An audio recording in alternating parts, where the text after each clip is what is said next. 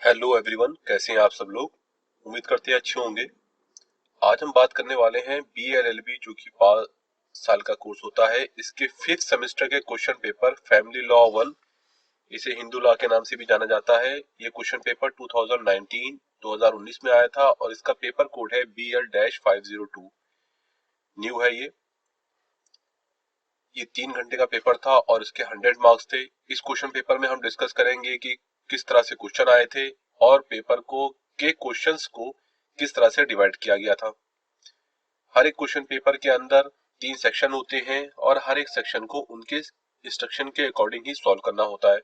तो चलिए आगे बढ़ते हैं। सबसे पहले सेक्शन ए की बात करते हैं, जिसके अंदर आपको 5 क्वेश्चन है और उनको सॉल्व करना है। इसके अंदर कोई ऑप्शन नहीं दिया गया है। अपना आंसर आपको 75 वर्ड्स के अंदर लिखना है। सभी 5 प्रश्नों के उत्तर दीजिए। प्रत्येक प्रश्न 4 अंकों का है। अधिकतम 75 शब्दों में अति लघु उत्तर अपेक्षित है। चलिए, तो इस सेक्शन का सबसे पहला क्वेश्चन है, explain divorce by mutual consent. पारस्परिक सहमति से विवाह विच्छेद को स्पष्ट कीजिए। क्वेश्चन नंबर 2, एक्सप्लेन दया भाग स्कूल ऑफ लॉ। विधि के दाय भाग शाखा को स्पष्ट कीजिए। आगे बढ़ने से पहले हम आपको बता दें कि हमने LLB और BLLB के पिछले वर्षों के प्रश्न पत्र पर वीडियो बनाई है। उन सभी वीडियो का लिंक इसी वीडियो के डिस्क्रिप्शन में दिया गया है, आप उसे भी एक बार अवश्य देखें। पिछले वर्षों का प्रश्न पत्र पढ़ने और चेक करने से आपको अपना आंसर लिखने में आसानी होती है और आप ज्यादा एलेबोरेट होकर अपना आंसर लिख सकते हैं, जिससे आपके मार्क्स भी अच्छे आएंगे। तो चलिए आगे बढ़ते हैं। Question number 3, what is sapinda relationship under Hindu marriage act. Hindu विवाह अधिनियम में सापिंड संबंध क्या होते हैं।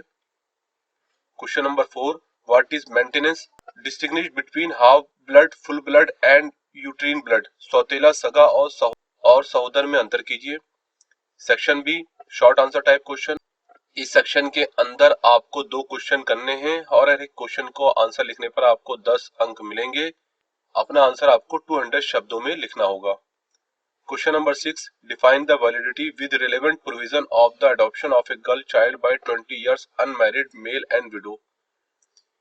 एक 20 वर्षीय अविवाहित पुरुष और एक विधवा द्वारा एक बालिका को दत्तक ग्रहण किए जाने की वैधता को उपयुक्त प्रावधानों सहित स्पष्ट कीजिए। Question number 7, discuss desertion as a ground of divorce. What is constructive desertion, explain with relevant case law. अभित्याग की विवेचना विवाह विच्छेद के आधार के रूप में कीजिए।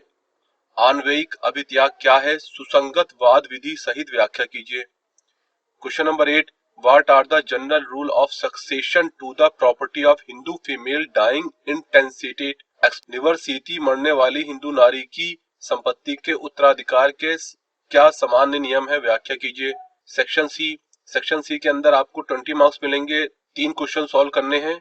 ये सेक्शन 60 मार्क्स का है। इस सेक्शन का पहला क्वेश्चन है, Hindu law is the law of smritis as expounded in Sanskrit commentaries and digest which has now modified and supplemented by custom is administered by the court. Explain what is Hindu law and its sources in the reference of the above.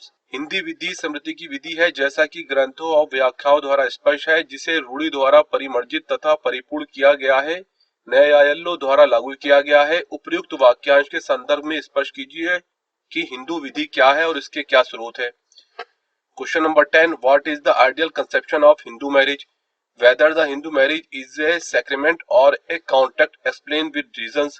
Hindu विवाह का आदर्श स्वरूप क्या है, क्या हिंदू विवाह एक संस्कार है या संविदा है, तार्किक व्याख्या कीजिए।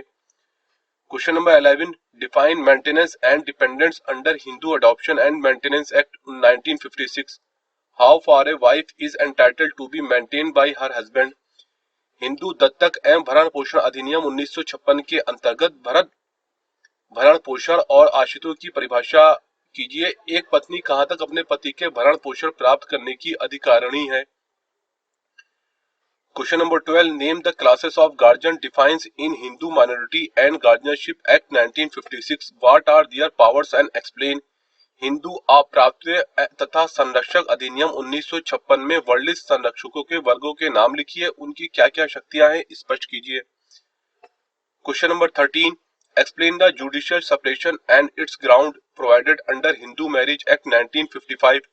हिंदू विवाह अधिनियम 1955 में वर्णित न्यायिक पृथक्करण के विभिन्न आधारों की व्याख्या कीजिए। यहाँ ये क्वेश्चन पेपर एंड हो जाता है। इसके अंदर 13 क्वेश्चन थे। आपको वीडियो कैसी लगी? आप अगर चाहते हैं कि हम दूसरे क्वेश्चन पेपर पर भी वीडियो बनाएं तो आप हमें कमेंट करके जरूर बताइए।